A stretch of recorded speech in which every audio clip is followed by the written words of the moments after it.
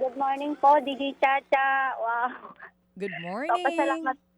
Morning po, Sir Ted. Magandang Oo. araw po. Magandang araw sa iyo, Rowena. Ikaw daw ay fourth-year college student. Ang kurso ay BSIT, tama? Opo, ma'am. Bali po, Mm-mm. nag-back school po ako, ma'am. Kasi Mm-mm. po, matagal na po akong gusto ko po talaga makatapos ng pag-aaral. Kasi po, Mm-mm. 16 years old pa lang po ako, nakapag-asawa na po ako, ma'am. Ay, okay. So, kailan ka nag-back to school? Anong taon? Wala po, ma'am. No, nito lang po, ma'am, 2021. Bali po, kinausap ko yung 2021 po. Ang galing mo naman. Kumbaga maaga ka nag-asawa. Ngayon, nung medyo mas okay-okay na kayo ng asawa mo, bumalik ka sa pag-school. At ngayon nga, pag-graduate ka na. This year ang graduation mo, Yes, ngayong taon. ma'am. Ang Sa June po. galing. Oo, sa June, gagraduate na po kayo. O sige, Rowena, paayos muna ng linya mo ha kasi nagpuputol-putol ka. Saglit lang po, ma'am. O sige, palabasin lang natin ang bahay si Rowena dahil nga po mahina ang kanyang signal. Siya po ay mula sa Occidental Mindoro, mga kapatid. Si Rowena nga po. Okay na po, ma'am. Ayan, Okay Rowena, na po, ma'am. hinga ka muna ng malalim. Hingang malalim. Saya ko po, ma'am. Thank you po talaga. Kailangan ko po ngayon ng tulong niyo po eh. O sige, ito muna Rowena, ano muna yung... ha? Oo. Hindi importante dito yung pera, ha? Oo. Ang pinaka-importante Opo. yung message muna. Amen. Kaya Okay? Opo, yun ma'am. na. Opo. Para hindi tayo mawala sa focus dito. Tama. Yun lang, yung premyo, secondary na yun, ha? Correct. Okay. O ito Opo. na. Opo, sir. O sige, Rowena, para hindi ka kabahan hingang malalim, ano muna yung Bible verse na binigay sa atin last week? Epeso 4:32. Sa halip, maging mabait kayo at maawain, mapagpatawad kayo sa isa't isa tulad ng pagpapatawad sa inyo ng Diyos dahil kay Kristo. Yun. Yun po, ma'am. Oo, Epeso 4:32. Napakaganda ng Apa. ibinigay na balita ni Pastor Jeff na yan last week. Pero sige, Rowena, saan mo planong Apa. gamitin itong 2,000 piso na iaabot sa'yo ng ating mga Happy Anonymous? Bali tricycle driver po kasi yung asawa ko, Ma'am Cha. Ngayon po, ay palibasa po, matagal na rin po yung tricycle po namin na yun po talaga ang source of income po namin. Mm-mm. Bali po, 2017 po kasi namin yun na nakuha sa isang, sa pangungutang po namin, talagang pinagsikapan po namin mag-asawa, makaprovide po ng papagkakakitaan niya po sa araw-araw po namin pangangailangan.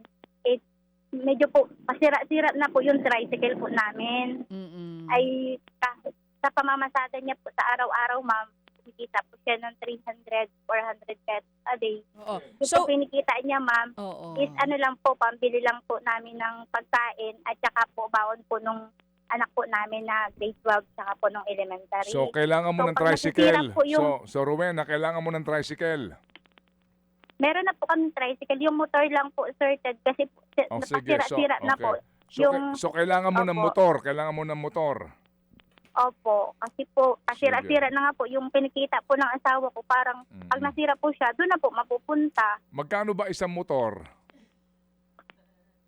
Hindi ko po alam, Sir Ted. Oh, sige. Pwede Yung bang po kasi- pwede bang sa simula muna magbigay lang muna kami 2,000? 10 years to pay na lang natin, ano? Okay na ba 'yon muna? Okay po, Sir Ted. Malaking tulong na din po yan. Ipapampayari ko po muna doon sa motor po. Sa motor po na ginagamit po na asawa ko. Paggagawa niyo yung motor. Opo, kasi po lagi po sira eh. Pinatatawa lang kita. Iha ha. Naintindihan ko. Opo. Oo. Panggawa ng motorsiklo. Sa ngayon ba, asan yung motorsiklo? Bali po ngayon po, kasi pasira-sira nga po yun. Yung asawa ko po ngayon is nagbubuhat po siya ng palay ngayon sa NFA. Dito po sa Sira, amin. hindi So, nakakalabas. ang trabaho niya ngayon, labor. Opo, labor po. Nagbubuhat po siya ng palay. So, ang motorsiklo niyo ngayon, sira. Ano ang actual na sira sa motor?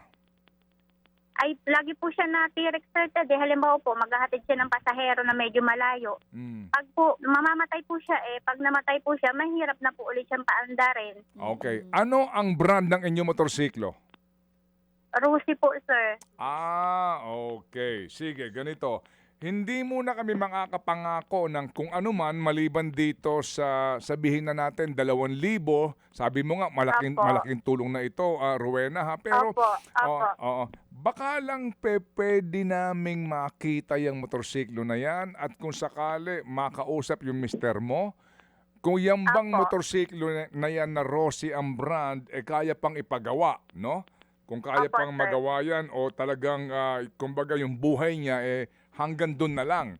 Kasi Opo. alam mo, meron din mga motorsiklo nga kasi na may hangganan lang din yan Kahit na ipagawa mo ito na naman ang sira, etc. Oo. Opo. Oo. Napanood mo ba yung mag-asawa na bigyan ng motorsiklo ng programa? Yes, sir. Napanood ko po yun. Bali po, nung umaga po kasi na naghahanda po ako ng baon po ng anak ko po, napanood ko po yun. Oo, kasi nga din marami ang nabigyan ng inspirasyon noon at ang iba umaasa nga rin na mabibigyan ng ganun na biyaya, motorsiklo kung kakayanin nga natin, hindi ba? Opo, opo. Oo, pero Rowena, ako naman dito, malay mo, no? Malay mo, kasi doon sa mag-asawang yun, ang pangalan ni Tatay, Tatay Diggs. Si Tatay Diggs at saka si Nanay. Oo. Ha? Oo, si Nanay... She, kasakop. Oo. Hindi namin nakalain yun na... Nagulat din kami. Oo, na hahantong tayo sa isang brand new na Yamaha na 80,000 mahigit ang presyo. Mhm. Di ba? Opo. Sige, Opo. sige. So, Rowena, ito muna ha. Papadalhan ka namin ng 2,000 piso galing yan kay Happy K, tsaka kay Happy A at kay Happy K. Aabangan lang namin yung mga patunay mo sa iyong kwento at kung sakasakali, Rowena, ha? Sa pagtawag namin, makausap lang namin yung mister mo din para malaman namin kung ano na talaga ang problema doon sa inyong motorsiklo. Opo, sir. Okay? Thank you po sa mga Happy Anonymous po, kay Happy K po, at kay Happy A. Maraming salamat po. Malaking tulong po yung 2,000 piso na po yun para po sa akin po. Oo. Kung yaan naman hindi makapagpapagawa ng motorsiklo, gamitin mo muna para sa pambili nyo ng bigas. Opo. Sige. Opo, sir. Oo, Rowena. Oo. Sige, Salamat Rowena. po, Sir Ted. Hindi ko po talaga lubos maisip na mananalo po ako ngayon. Oo, Kahit siya. talaga po 2,000 piso, malaking tulong po yun Ay, sa nako. akin. Kahit na lumakad ka dyan ng... Paluhod. Kahit tumawid ka, Opo. hindi mo mahahanap yung 2,000. Wala Kasi po, talaga. kasi po, Sir, nag-aaral nga po ako. Pag Oo. wala po akong pasok, kinausap ko yung kapatid ko po na may nagtitinda po ng buko. Kung pwede po, ako na lang po yung magtinda. 300 pesos po yung araw ko doon, Sir Oo. Ted. Oo. Yung po 300 pesos na yon, bali po, pambaon na po nung anak ko or niipon ko po pambayad sa kuryente, ganun Oo. po.